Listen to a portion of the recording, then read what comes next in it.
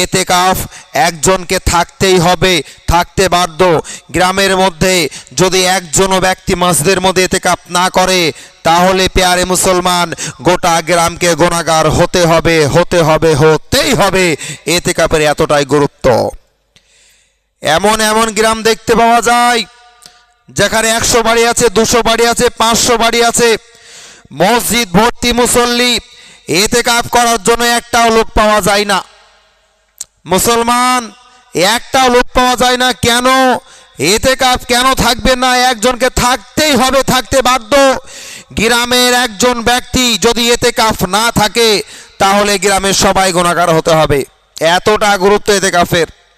আর এতেকাফ ব্যক্তি কে আল্লাহ রাব্বুল আলামিন কতটা নেকি দিবে জানা আছে আপনাদের?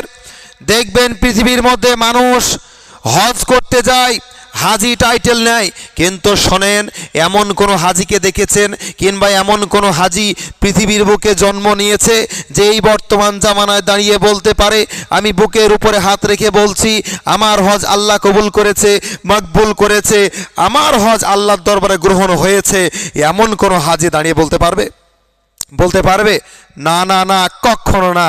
আরে হজ করছে, হাজি হচ্ছে, নামে হাজি কাজে পাজি, সকালে হাজি সন্ধ্যায় পাজি, এরকম অনেক আছে। পেয়ারে মুসলমান, এতেকাফকারীর গুরুত্ব বলছিলাম। এতেকাফ যে ব্যক্তি করবে আমার আল্লাহ রাব্বুল আলামিন তার আমলনামায় একটা মকবুল, একটা কবুল করা, আল্লাহর দরবারে গ্রহণ করা এরকম একটা উমরা হজের নেকি তার আমলনামায় দেওয়া হবে। এত বড় নেকি যে ব্যক্তি এতেকাফ করবে তার আমলনামায় একটা কবুল করা, গ্রহণ করা, আল্লাহর দরবারে কবুল মাকবুল হয়েছে এরকম উমরা হজের নেকি তার আমলনামায় দেওয়া হবে। কত বড় নেকি বলেন তো? এতেকাফকারী ব্যক্তিকে আল্লাহ রাব্বুল আলামিন এত বড় মর্যাদা, এত নেকি দিবে। কিন্তু শোনেন, এতেকাফের মতো হতে হবে।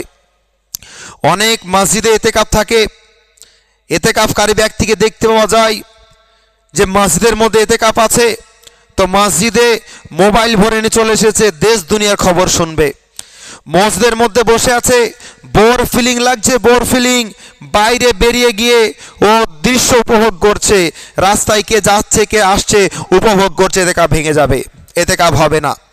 তারপরে আপনার ইফতারি নিয়ে বাড়ি থেকে যখন কেউ আসছে তার সঙ্গে গল্প লাগিয়ে দিচ্ছে, তোমার দাদি কেমন আছে, তোমার নানি কেমন আছে, তোমার বাড়ির লোক কেমন আছে, ওই জমিতে ধান লাগানো আছে, ধানটা কেমন হয়েছে, পাট লাগানো আছে, পাটটা কেমন হয়েছে, এটা কেমন আছে, ওটা কেমন আছে, এরকম খবর নিলে এতেকাফ ভেঙে যাবে, এতেকাফ হবে না। এরকম এতেকাফকারী ব্যক্তির এতেকাফ হবে না। এই এতেকাফকারী ব্যক্তিকে আল্লাহ এত নেকি দেবে না। কাকে দিবে? কিরকম এতেকাফ হতে হবে? এতেকাফকারী ব্যক্তিকে এরকম হতে হবে যে 10 দিন যখন মসজিদে প্রবেশ করবে তো 10 দিন দুনিয়াকে ভুলে যেতে হবে।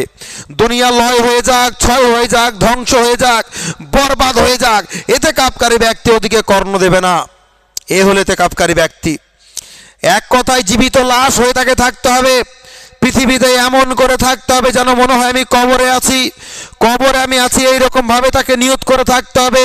কোনো জিনিসে কর্ণপাত দেওয়া যাবে না, কোনো জিনিসে কান দেওয়া যাবে না। এক কথায় 10 দিন তাকে দুনিয়াকে ত্যাগ করতে হবে। দুনিয়ার মায়া মহব্বত দুনিয়াকে ত্যাগ করে দিতে হবে। পৃথিবীতে থাকবে অথচ পৃথিবীর কোনো খবর থাকবে না। এই হলো এতেকাফকারী ব্যক্তি। এই ব্যক্তিকে আল্লাহ রাব্বুল আলামিন একটা উমরা মকবুল হজের নেকি দান করবে। আর বর্তমান বাজারে যদি এতেকাফ থেকে যদি পকেটে মোবাইল থাকে, ফোনে কথাবার্তা হয়, দেশ দুনিয়া যদি খবর নেন, এতেকাফ হবে না।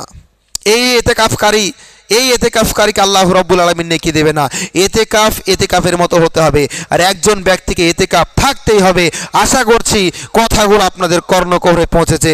চেষ্টা করবেন এতেকাফ যখন থাকতেই হবে তো নেকিকে এমনভাবে নিতে হবে, এমনভাবে এতেকাফ থাকতে হবে যাতে করে আমার আমলনামাতে ওই নেকি যেন আসে।